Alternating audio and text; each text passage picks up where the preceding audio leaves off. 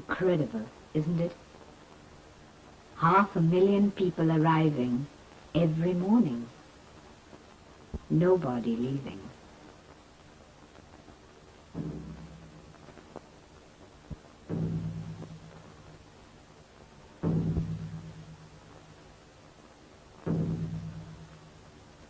From up there, they were just numbers. Down here, they're people.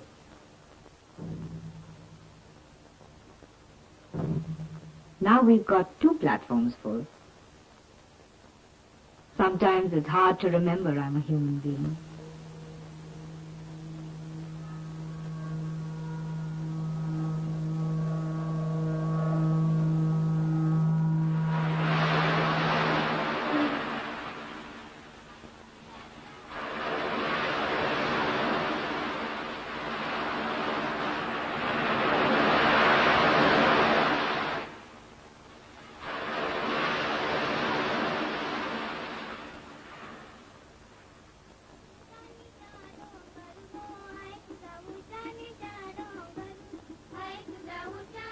I love Bombay.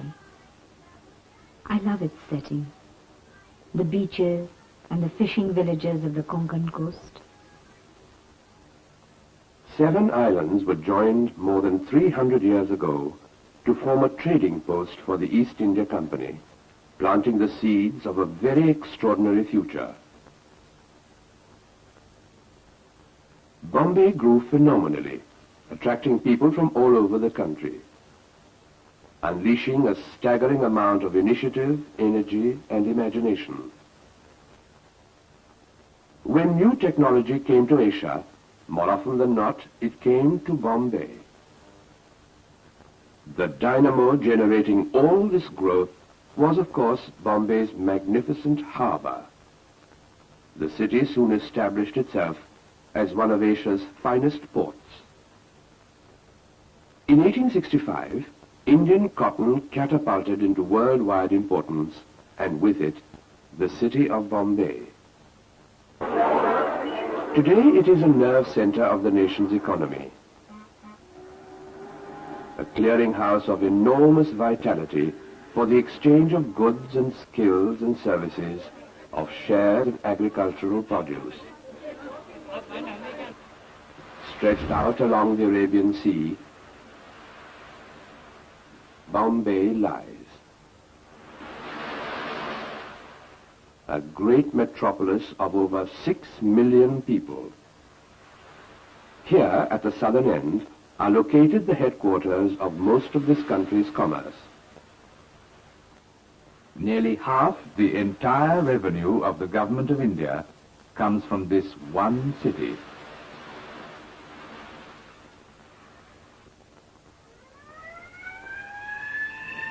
Nearby lies the great industrial belt of cotton mills.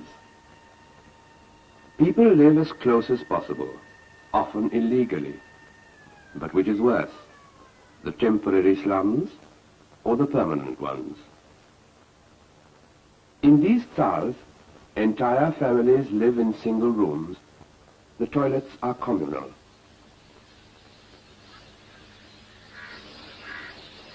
There really isn't enough space for everyone, so men and older children sleep out under the open sky.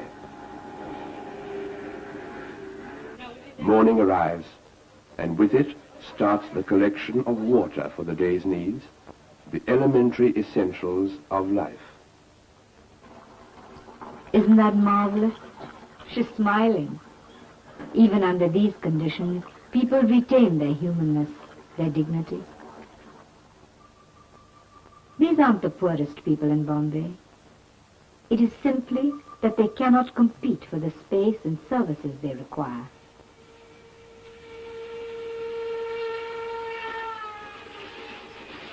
From further and further north, the people come.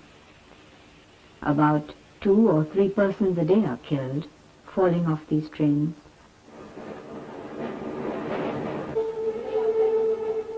People need transport to find jobs, so they live illegally around the station.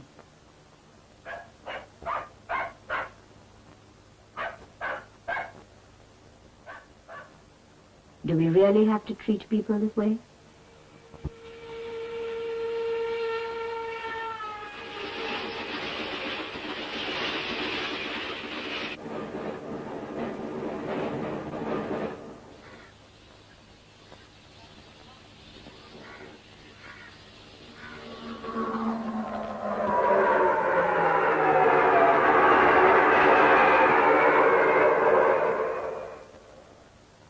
Yes, Bombay is a great city, if you're rich enough. But what if you're poor? Delhi, for instance, has 16 square meters of open space per person. Bombay Island has less than 2. And this includes the traffic island.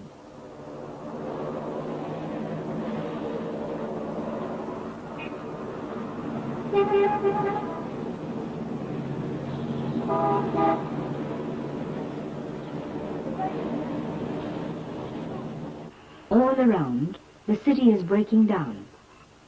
Through neglect, through overuse, through the sheer weight of numbers. The queues stretch. For water. For buses. Every day the waiting's becoming more and more part of the lifestyle of the city.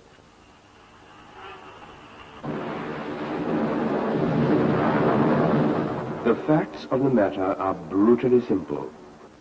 You've got to be rich to afford Bombay. The city is really one long breakwater, protecting the harbor from the open sea.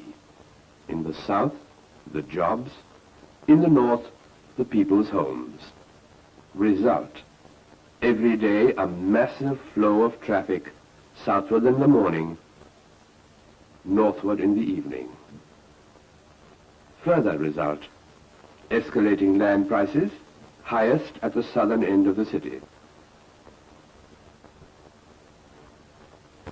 As the land prices climb, the buildings grow taller.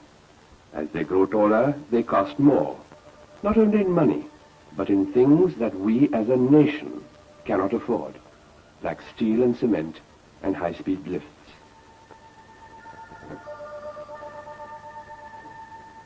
But don't tall buildings mean more homes for everybody? If we look at land in a city, we find that only about a third is residential. The rest is used up by industry, transport, commerce, and other things. Now let's halve the residential space, keeping all the other areas constant. The overall circle is somewhat smaller, but squeezing all those people into high-rise buildings is going to raise the price of construction, forcing the poor out onto the pavements. On the other hand, if we double the residential areas, we will have only a slightly larger circle, but the poor will have a place to live.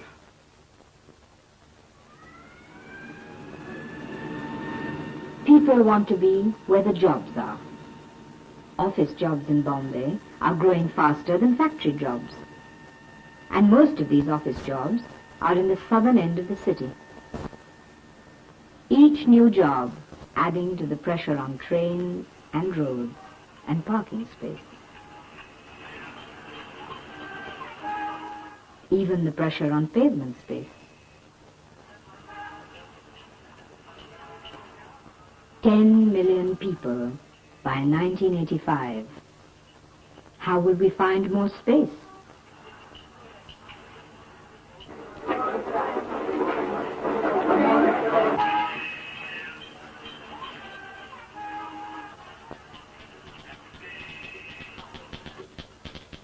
Offices don't work in a vacuum.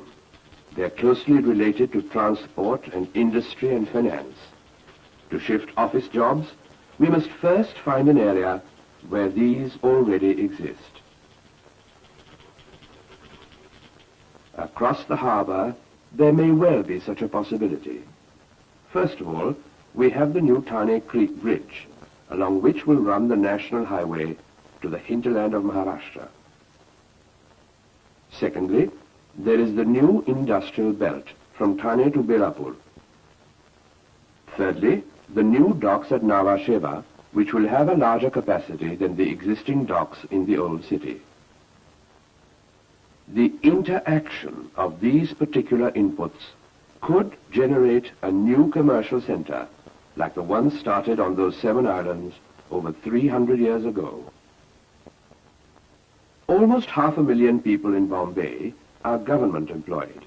Every job moved will help Bombay, as well as the new office center across the harbour. Each government job triggers off 5 other jobs, forming the basis for New Bombay, the city of 2 million being planned and developed across the harbour. In 1970, government notified this entire area for acquisition.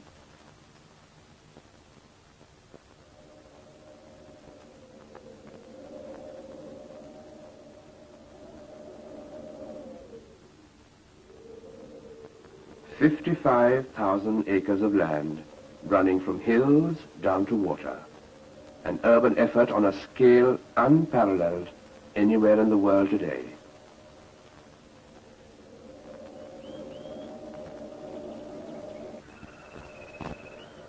Here, in this land, the future of 2 million people, where even the poorest must have a place and a space to live."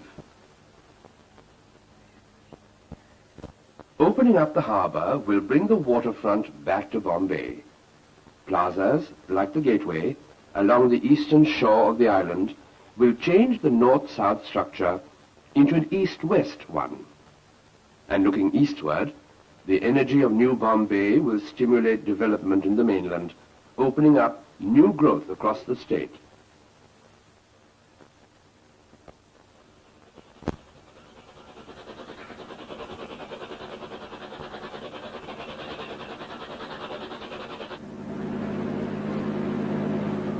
Water will once again become the focal point of the whole system, providing communication between the various centers. And in the middle of it all, the island of Elephanta.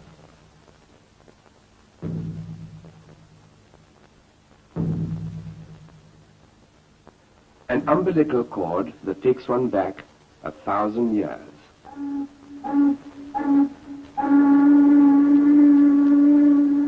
Bombay from now on will become a multi-centered city around the harbour.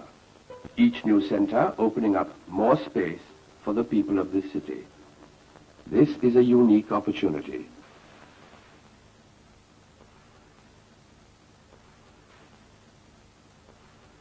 Do you think we'll make it? Do you think we'll be able to turn Bombay again into a place we can live in and work in and enjoy being in? I often think of this city, what it was, what it is.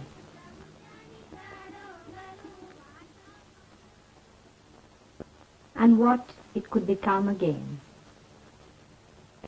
That finest of things, a city on the water.